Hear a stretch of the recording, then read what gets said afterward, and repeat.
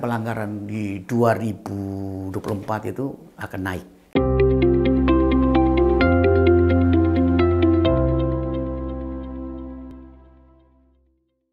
Pelanggaran di 2024 itu akan naik. Apalagi dengan masalah, walaupun itu COVID tetap ada ya. Nah, kita lihat saja pilkada tahun 2018 ya. Itu dilaksanakan di 171 daerah. Ya, pelanggaran yang terbanyak terjadi sebanyak 947 kasus. Ya, itu 2018 pilkada 2018 diikuti oleh 171 daerah. Sementara pilkada 2020 kemarin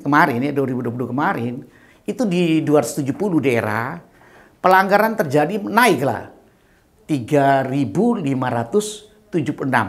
Tapi tanda petik di masa COVID-19. Nah, berarti satunya di waktu belum masa COVID itu 947 saja, tapi di masa COVID itu 3.576. Berarti pelanggaran pilkada di 2020 terjadi kenapa? Pelanggaran administrasi dan pelanggaran protokol kesehatan atau prokes. Yang banyak itu kenyataan kok, kita selalu prokes. Nah, dia 1 jam kita kasih surat, sebelum 1 jam dia pindah, dia lakukan lagi prokes. Kita rekomendasi kita 1 jam, tunggu 1 jam. Kalau sebelum 1 jam kurang 1 menit dia pindah. Nah, kalau 1 menit setelah 1 jam kalau dia masih lakukan berarti kita lakukan penindakan gitu loh. Nah, itu yang jadi masalah. Nah, berarti kita skenario-nya apa? Skenario untuk mengatasinya ini. Pemilu dan pilkada 2024 itu sebaiknya dilaksanakan secara virtual atau daring. Iya toh?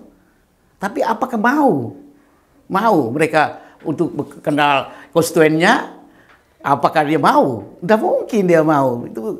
Itu saya kira paslon juga tidak mau, semua tidak mau. Karena dia anggap bahwa pesta demokrasi ini. Demokrasi rakyat dilibatkan. Kalau pakai virtual dan daring, tidak usah aja. Pemilihan juga virtual dan daring aja.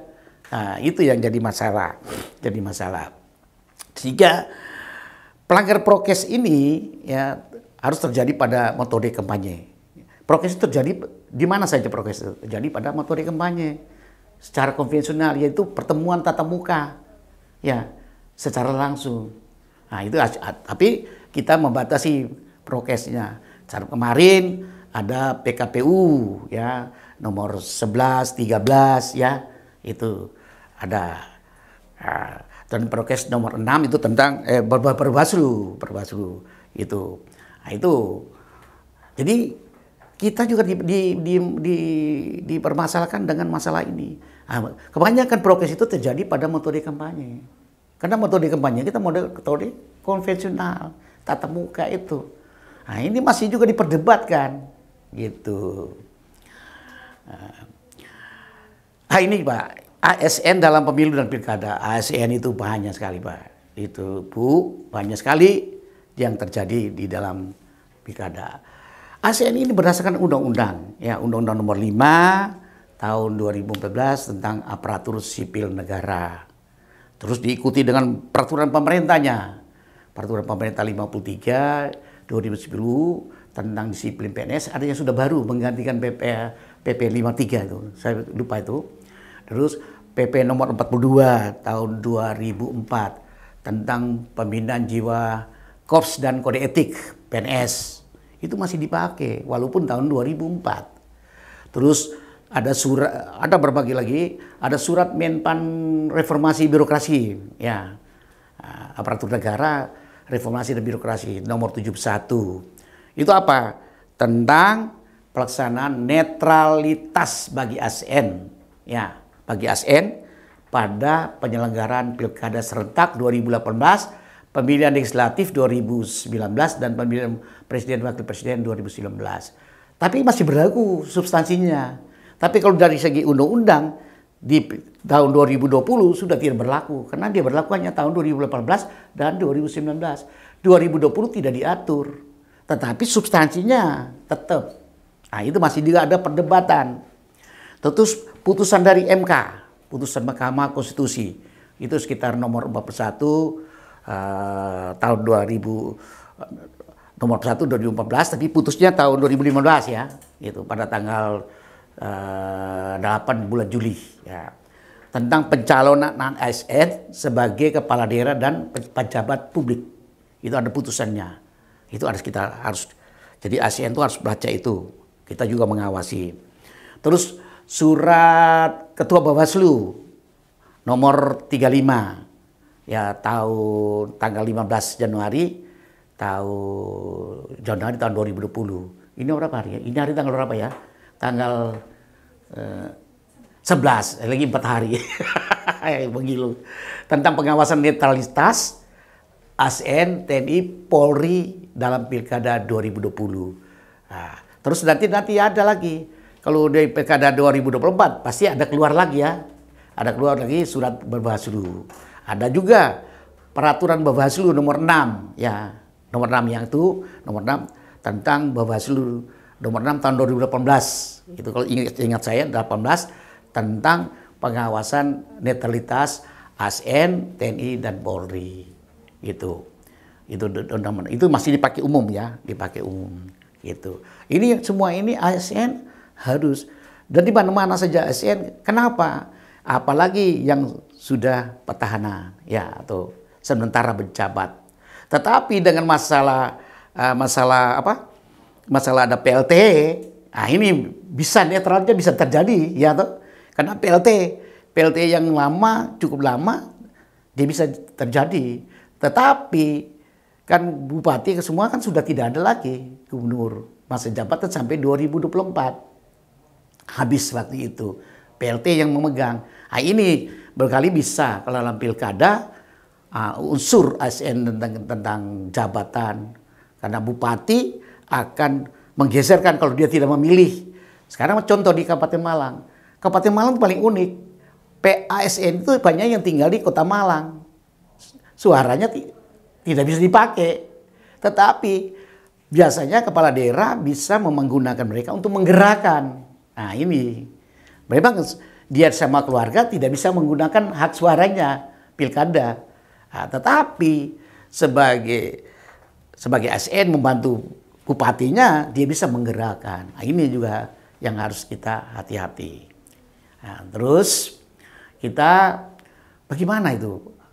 Semua ini ya, pemilu maupun pilkada ini berjalan tuh Bawaslu sendiri aja tidak bisa. Ya, harus ada partisipasi publik. Ya, partisipasi publik. Partisipasi publik ini, masyarakat ini dalam pemilu dan pilkada itu sangat penting sekali dan efektif. Untuk apa? Mempersempit ruang potensi pelanggaran pemilu atau pilkada. Nah, itu jadi mempersempit ruang pemilu. Penting, potensi pelanggaran. Maupun pada pilkada, maupun pada pemilu. Nah, juga masyarakat memilih hak untuk melapor kecurangan yang dilakukan oleh peserta pemilu. Sehingga kecurangan dalam tahap ini bisa ditekan atau diminimalisir. Ya, itu ditekan. Tetapi gini, masyarakat mau lapor, ya, mau lapor, tapi takut nanti dia ditekan oleh kelompoknya paslon yang satu. Jadi masyarakat tidak mau lapor. Ini kebanyakan. Sehingga waktu pemilu kemarin itu dia pilkada kemarin semua itu ada laporan dari paslon. Tidak ada satupun laporan dari masyarakat. Laporan dari masyarakat LSM pun tidak bisa karena unsur-unsur pidananya tidak memenuhi. Yang Anda memenuhi itu hanya pada laporan dari paslon. Nah, karena masyarakat itu tidak bisa melapor. Karena secara aksesnya dia memilihkan secara ini kepada paslon nomor 2. Tetapi dia punya nasib kepada paslon nomor 1 dan sebaliknya. Itu bisa saja terjadi. Nah, jadi semakin banyak ruang partisipatif daripada ruang publik, masyarakat publik, partisipasi publik, potensi pelanggaran itu semakin sempit, semakin kecil ya. Artinya kita tidak bisa ya kita meminimalisir itu susah sekali. Pokoknya kita meminimalisir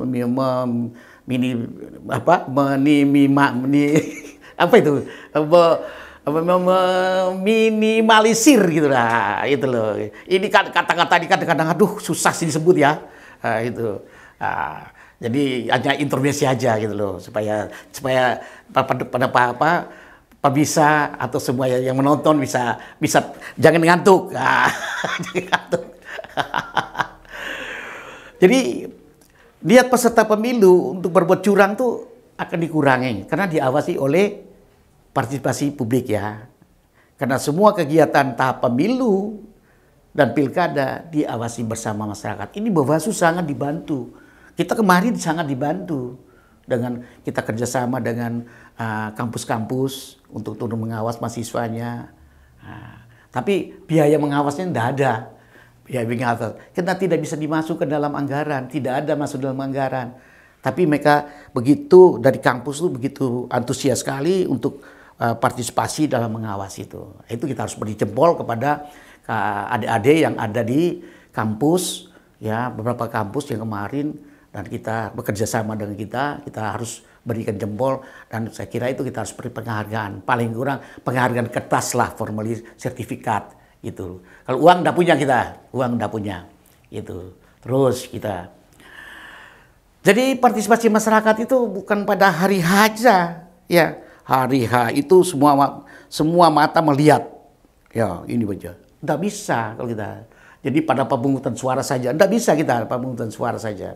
Kita harus melihat bukan hanya itu, ikut mengawasi semua tahapan pemilihan.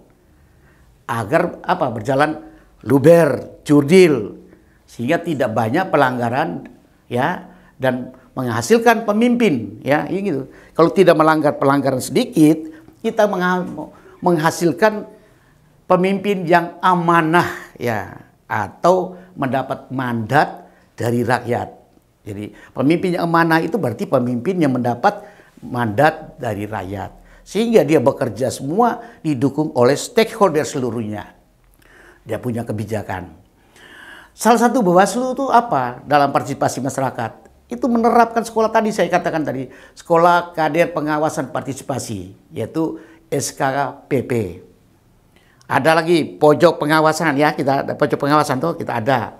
Terus ada Desa Anti Politik Uang, yang kemarin kita ada 5 desa, termasuk di desa saya itu Sitirjo, itu dipasang spanduk, di Ngajum, ada berapa kecamatan itu, ada 5, kita melakukan desa anti politik uang. Terus desa pengawas pemilu, ada juga. Terus ada itu, Pramuka Saka Adiaksa, ya ada tuh.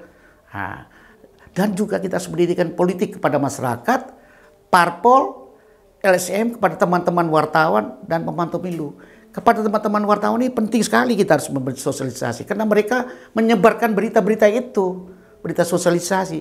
Kalau mereka sendiri tidak mengetahui, teman-teman wartawan, kawan-kawan wartawan ini, tidak mengetahui tentang bagaimana pemilu, tentang pemilu, pilkada, mereka akan menulis apa aja yang mereka dengar.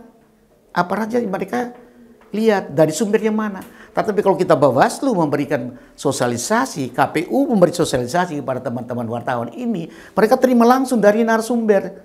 Sehingga mereka dalam menulis itu bisa bersifat adil gitu loh. Jangan sampai seolah-olah keberpihakan. Teman-teman wartawan tidak boleh berpihak. Ini jadi kita harus sosialisasi kepada teman-teman wartawan. Juga pemantau pemilu yang terdaftar di KPU atau Bawaslu. Itu kita harus memberikan pendidikan tentang pemilu. Jadi kerja Bawaslu bagaimana, kerja KPU itu bagaimana, sesuai dengan tahapan-tahapan itu.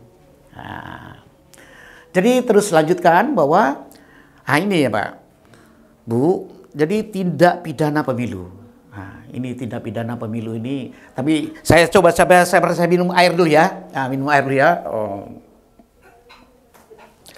Aduh, ini sudah berapa menit saya sudah. Jadi memang kalau sekolah itu kalau asik ngomong tuh ngomong terus itu. Jadi tindakan pidana pemilu itu pada Undang-Undang Nomor 7 tahun 2017 itu terdapat 77 pasal tindak pidana pemilu. Ya, yang diatur ya 77 tindak pidana pemilu yang diatur dalam 66 pasal. Jadi 77 tindak pidana diatur dalam 66 pasal. Yaitu mulai dari pasal 488 sampai dengan pasal 553. Nah, 553. Nah, ini saya diberi oleh staf saya untuk minum supaya saya bisa.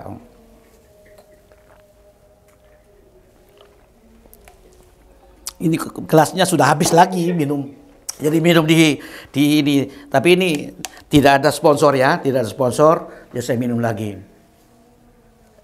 Nah, jadi Undang-Undang Nomor 10 tahun 2016 ya, terdapat 68 tindak pidana yang diatur dalam 43 pasal. Jadi 68 tindak pidana yang diatur dalam 43 pasal. Yaitu mulai dari pasal 177 ya pasal awalnya sampai dengan pasal 198 ayat perubahan di Undang-Undang Nomor 10 ya. Di perubahan nomor 10 itu ada apa subjeknya? Subjek pelaku paling banyak pelanggaran pemilu ya, pemilu itu sebanyak 26 tindak pidana. Ya, 26 tindak pidana itu jajaran KPU-nya 32 pasal yang mengatur, jajaran tindakannya Bawaslu itu hanya 3. KPU karena kita yang mengawas kok, kita yang mengawas mereka. Jadi subjeknya setiap orang sebanyak 22 tindak pidana. Itu jelas perincian. Jadi 26 tindak pidana itu jajaran KPU-nya 32, jajaran Bawaslu 3. Jadi subjek setiap orang sebanyak 22 tindak pidana. Subjek yang paling banyak itu apa? Setiap orang dalam bentuk itu sebanyak 33 ya, 33 tindak pidana. Nah, ini yang jadi masalah. Karena setiap orang beda dengan dia mengatur tentang itu yang lain. Kalau setiap orang siapa saja bisa dikenakan yang melakukan pelanggaran terhadap hukum, terhadap aturan yang tercantum dalam undang-undang pidana atau maupun dalam undang-undang pemilu maupun undang pilkada, itu akan dikena tindakan. Ya.